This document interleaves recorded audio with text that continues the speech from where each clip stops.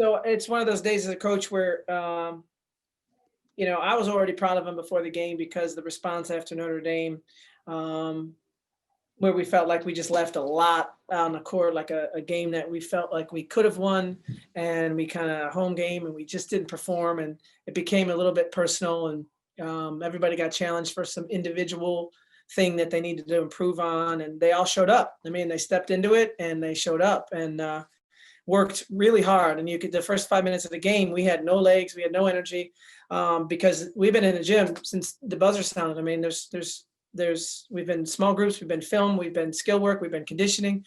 It was like, listen, basketball didn't fall out of love with you. You got to fall back in love with basketball, and basketball won't turn its back on you if you love it right. And really, that was the message. And then before the game, I told them I was already proud because they had stepped into it. They stepped into it, whether it worked out for them or not. They showed up and they chose courage over comfort. And I thought that was really important throughout the whole game, that we were brave. Whether we won or lost, we needed to play bravely, and we did. Clemson absolutely had an off night. They're a very, very, very good basketball team. They were as scary. They were the team like no one in the conference wants to play. They're incredible athletes. They got great skill. They're super well coached. And so this is a huge win. They beat Notre Dame real solid in their last outing. So I think because we had a game already since break and they didn't, they were a little bit rusty because their shooting percentage, they're nowhere ever going to shoot 1 for 21 from the three again. They never will. They are a very good 3-point shooting team. So it was good effort by my players, but also we caught them on an off night for them. And a reminder to use the raise hand function. Our first question comes from Michelle Kaufman from the Herald. Go ahead, Michelle. Hi, Katie. Happy New Year. Thank you. It's a good way to start the year, I guess. Do you feel like the turning over of the calendar mentally, emotionally, does it do anything for a basketball team, or like fresh start 2021, or does it not, just because it falls right in the middle of the season? I think it was more like everything's been so uncertain, right? Like, we were going to start conference. We lost one of our non-conference games, and then we started conference, but we didn't have the opponent that we had prepared for. Everything was so disjointed. And for our team, focus is an issue anyway, but you spend 2 days preparing for Duke, and then you end up having North Carolina, and you spend 3 days preparing for Louisville, you end up having the number 2 team in the country at NC State. It just was, we need focus, and we need a scout. We need a plan. But we kept the plan really simple against Clemson, which is a very, very complicated team. And we just picked 3 things, and we just asked them to really emphasize it. And I thought they did. But it was kind of like, okay, we came back like, yeah, this is real. Like the season is, after, usually it's ACC when you come back from Christmas. So it's kind of like now we're dialed in a little bit better. And can I ask one more follow-up question on India Banks? Can you talk about her play today?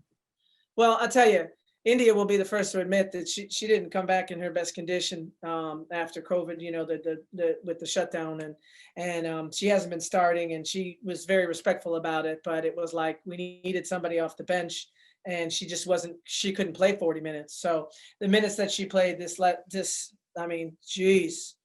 are hard minutes. She's rebounding her tail off. She's handling the ball at the point guard. I mean, we got our guards, India and Taylor playing point guard, getting 14 rebounds between them. In the last game, same deal. They are playing so hard. So I think that she's, really, really stepped up. Thank you. Our next question comes from Wyatt Kopelman. Go ahead, Wyatt.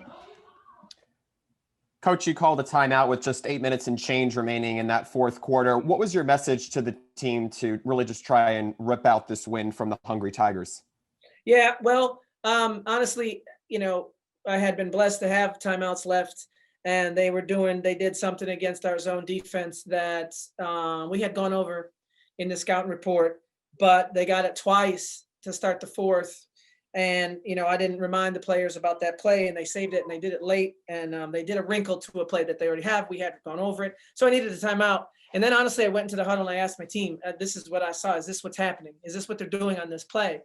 And they were like, yeah. It's like, well, remember what we were going to do. And so Coach Blue gets credit for that because we had scouted that particular play. And so we took that play away, and they were confident. Like, you don't want a confused team. So as soon as they had clarity and certainty, they came out there and played a lot tougher.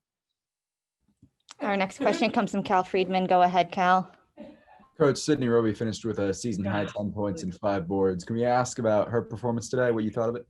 Well, so there were some kids that we really challenged, Sydney being one of them, MJ, City Baba being another one, and Bree Jackson too, and then Jameer Houston. Like, we really said, like, this isn't, you guys have to put in your own work, and then the team will respond. And I said to the staff, make sure those kids that have been working, we get them in early. Like, I want them to be rewarded, because this is the culture that we need to say, like, if you're in the gym, I've seen you work and I know you're working, you're going to get an opportunity.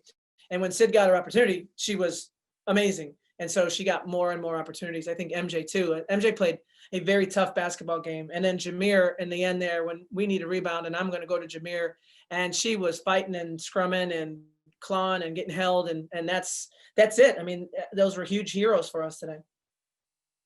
And we're going to go back to Michelle Kaufman. Go ahead, Michelle. Hey, Katie, you mentioned before that, them shooting 1 for 21 from 3 is, that's an anomaly. It's very strange. Was there anything, do you think, do you guys get any credit for that, or is it just a bad shooting night, or did you guys do something that you think threw them off? Well, both. I don't think, we're not we played a ton of zone, and that's kind of scary to do when they're a great shooting team, and they had 2 great shooters. But they're so good off the bounce, you could tell at the end they were just attacking. So we were more scared of that if we could just talk through Kendall Spray. So we talked through Kendall Spray. Destiny Thomas, we gave a lot of threes to. She made an early one, and we stayed faithful, and she didn't make one the rest of the game. And that's a kid that is a bit streaky. So some of it was our choices, for sure. But Kendall Spray is not going to not make a 3 in another game the rest of the year. I mean, if she touches that ball, it's in. So she just had a bad night too. And our final question comes from Wyatt Kopelman. Go ahead, Wyatt. Coach, with this win, you guys are just going up to Winston-Salem next week to go play Wake Forest, Thursday, sorry. What are just some of the things that you're really looking to translate? Is it the energy? Is it the sharing of the scoring load? Can you just run us through that? Well, 80 points is a heck of a lot for this team. But it wasn't like somebody just caught fire and it was a team 80. I mean, there was a lot. I'm surprised we didn't have more than 16 assists. It felt to me like we were making the extra pass. And then when India got hot, we called for India. Everybody knew we were going to India. When Kelsey got hot, we called for Kelsey, and we did what we needed to do. But I think someone I haven't even spoken about is Naomi Mbandu. She's my hero for the last, Taylor and India battling their tails off. And then Naomi's the other one that's just in there, undersized, guarding, incredible rebounders, and just doing a great job. But she led us in assists, which that hurts because, that hurts Clemson's game plan a ton. When our starting center leads us in assists, that's how you beat multiple defenses. We got Naomi the ball at the nail, and she distributed really, really, really well. She was very, very trustworthy. All right. Thank you very much, Coach. We are going to have senior India Banks coming up here shortly.